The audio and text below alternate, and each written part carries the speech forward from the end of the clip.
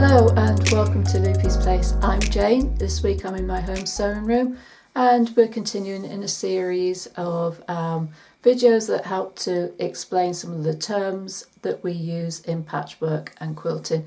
This is all to go into an interactive glossary that's going to be part of the brand new quilting workshop that will be coming out very soon. So in this series we've talked about what a flimsy is, because there's sometimes a difference of language used either side of the Atlantic, and it's quite nice to be able to know what each other are talking about. So we've talked about that. We've talked about our quilt sandwich and how we layer that up. So the next thing that in the process would be to baste our quilts. So there are some different options that you can use. So we'll have a look at that, take you to my little sample, and we'll just demonstrate some of those. Okay, so it's always important to remember that quilts come in many sizes. Obviously, small ones like this are easy to deal with. It becomes more of a challenge as we get over. But basting is basically putting a temporary fixing to our quilt sandwich so that it stays in place during the quilting process. Now, one of the most popular ways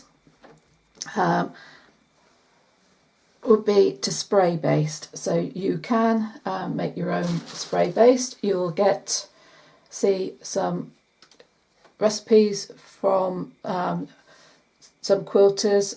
String and Story have a recipe that she uses, so check out those YouTube channels. The other way is that you can buy it commercially. I use this 505 spray.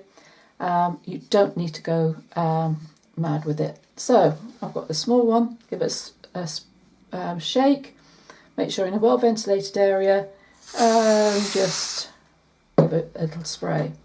So the back goes on first. As I said, with it being small, this is going to be a lot easier.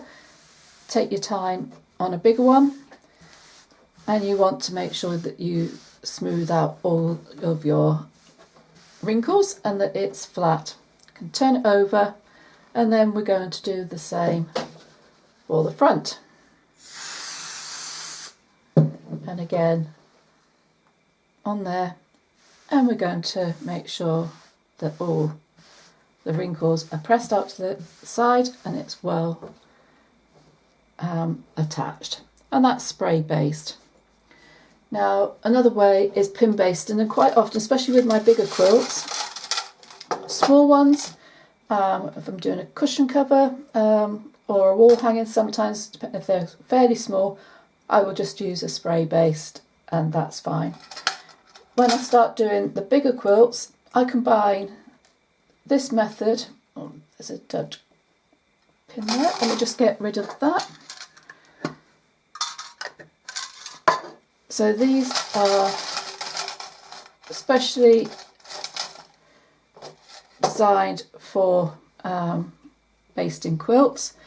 I have a flat edge here, and that helps you to slide it in and back out the other side without having to lift everything off the table. Especially useful for your bigger quilts.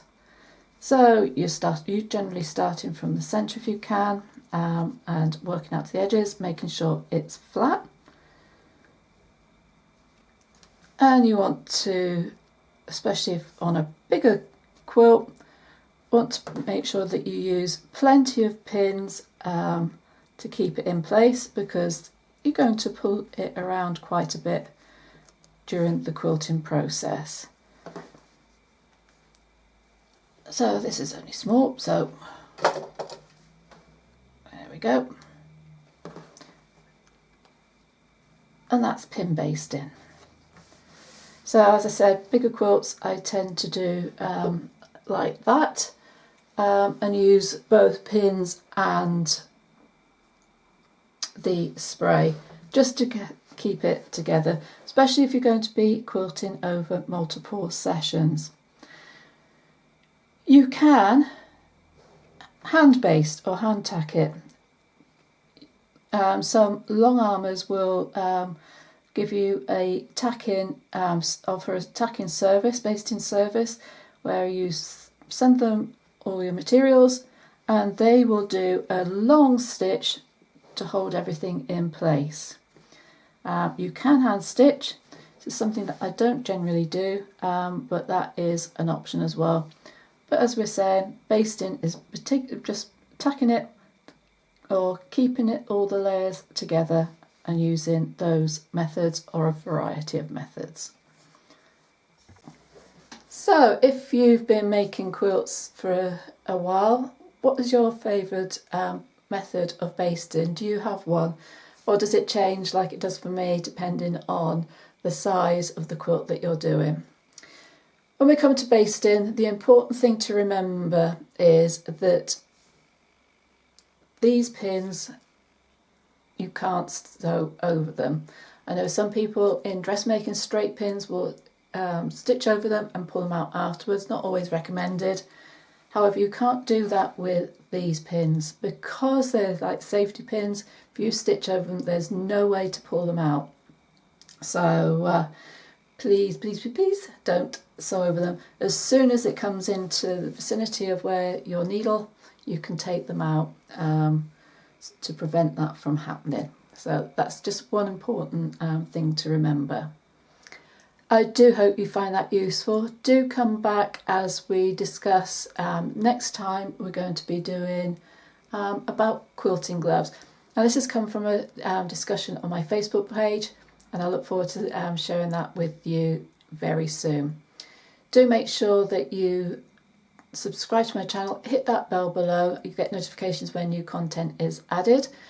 I will put links on when the new class is available and also when the glossary is available. Look forward to speaking to you very soon, but in the meantime do take care. Bye for now.